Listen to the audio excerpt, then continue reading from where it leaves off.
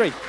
So, since it's getting dark, we're gonna put some music so that everybody's gonna be awake. just a quick one. I don't have the audio jack on my computer, so I'm gonna stay with the mic like this. But I'm Francesco Vincenti. I'm the founder of Digitalia, and today I want to share a social experiment, let's say, we ran the last year, which was a pop-up village in Italy. And that's why we have a video, because it's much better than my words. So, let's try. It's a quick one, a minute.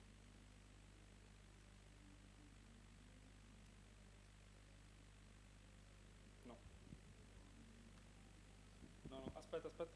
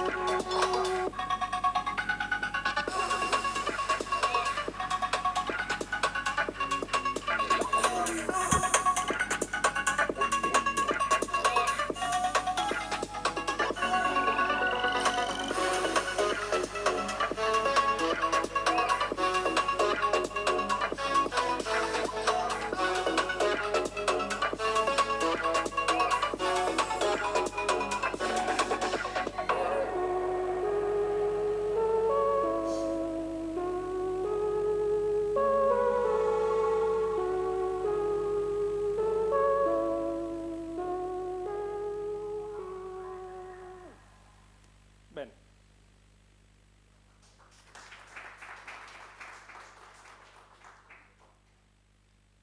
But why? Why we were all these people together for a long week? And I think this picture says it all. Like, this was the reason why I wanted to make this event happen. You know, we are all like digital nomads running all over the world, and we never have time to spend few days together and really going deep into relationships. So this was our like morning routine. It was the circle time. We were just checking in the morning. First thing you want to say, how do you feel? What's going on? And one of the best feedback I had from people who came was it was like by speaking with the same person for 5 different days, it's like if I met 5 different people, because one day we were talking about family, one day we were talking about hobbies, one day we were talking about work at the end. So some numbers, because I know that here a lot of you are business guys. It's we were like 30 people for a week, and we were in the Marche region, in a place where I'm gonna say a bit more about it later. And average age, I think I was the youngest, maybe. It was like 35 years old. And we were all Italians for this first pilot. And most of us, as I said, were digital nomads. Thanks to the Zuzzalo crowdfunding last year, we got funded. And we also, thanks to this and thanks to the contribution of each participant, we reinvested part of these.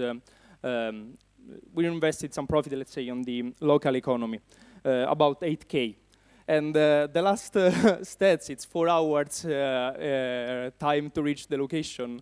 I have to be very thankful to the people who came, because it was not an easy one. It was really far from everywhere. So people like came with Flixbus, with cars, with everywhere to reach. And that's what made the bonding experience interesting. So the participants were coming from different organizations, I would say. Some of them, you might know them. It's some Ethereum communities from Rome, Sicily,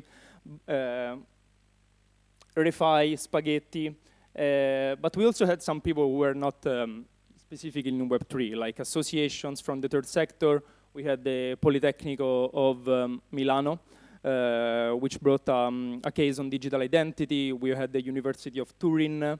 We had respectively from Puglia, Sicily, and Sardinia.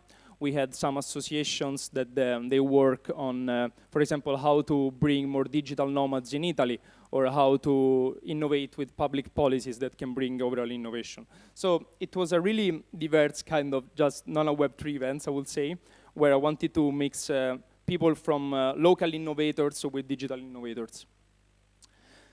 The life we had in this week, I think it was the most important part, as you might have seen from the video. So first of all, we were in Liminal Village, which I want to thank Roberto, which is there, which today came from Liminal Village. So he made 4 hours by car, because all the others already came to you, so he came today, which is a magnificent ecotech hub, which you have seen in the video, and it's the picture right there. That was definitely the right setting for this experience. And then we had a lot of like made in Italy typical experiences, like vineyard tasting, who no one remembers, of course.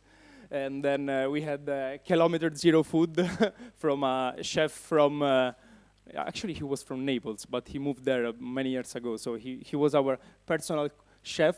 And then we did, but the funniest thing was seeing all the people moving from one day working on the laptop to actually doing olive harvesting.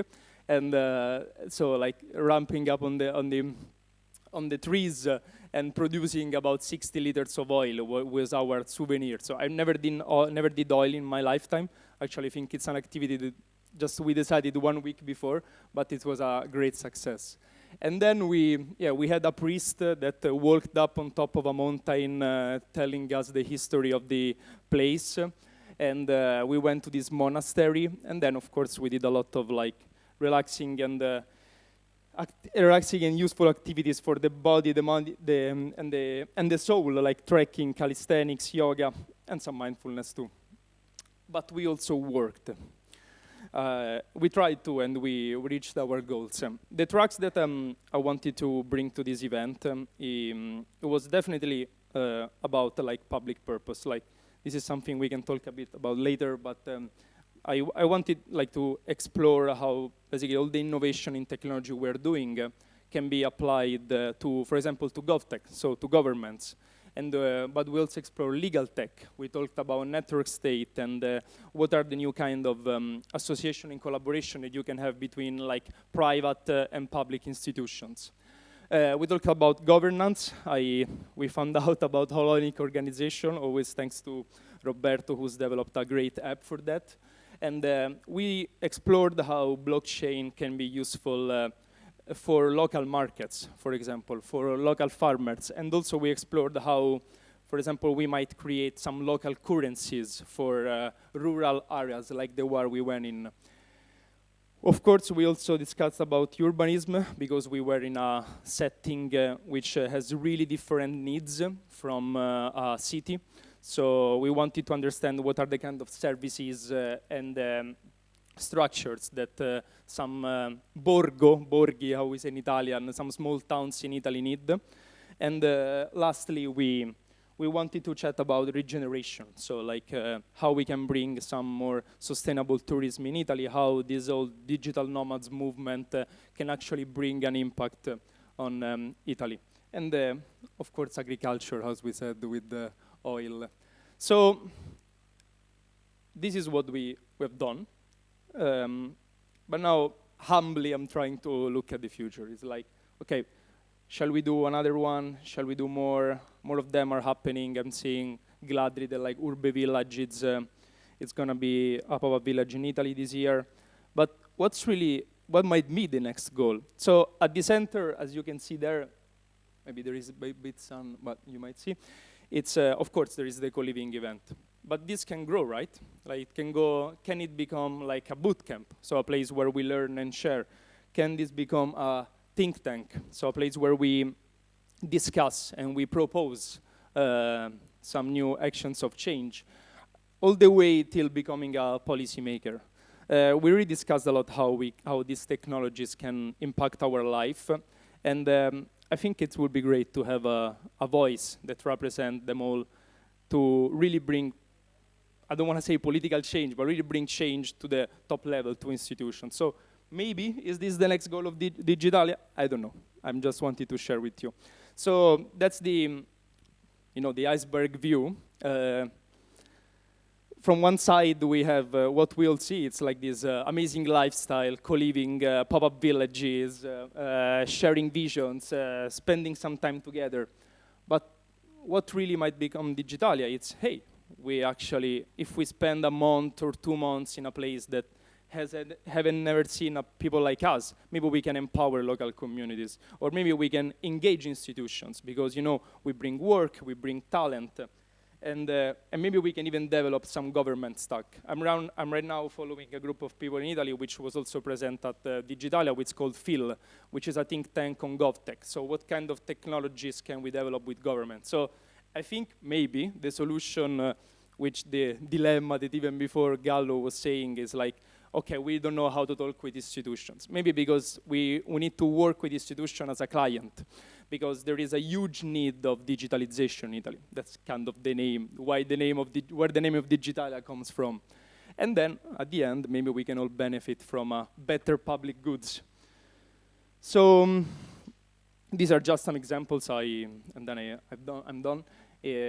I like this video from Kevin Uwogi, which went a couple of weeks ago, and he basically says, these are some examples of where I'm seeing quadratic funding going to empowering local communities. He said, for example, he said in Colorado, we've been funding some libraries, and then he makes other example, like maybe with this, for example, with money from crowdfunding, or like with our talent, we can even help creating some green spaces, murals, farmer market, craftsmanship lab.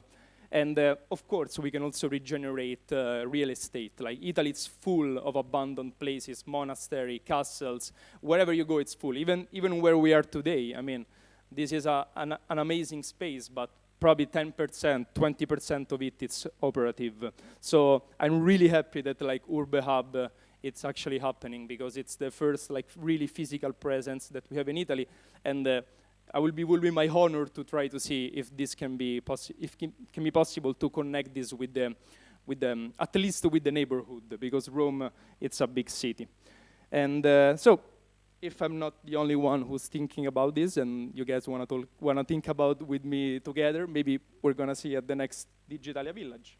Thank you.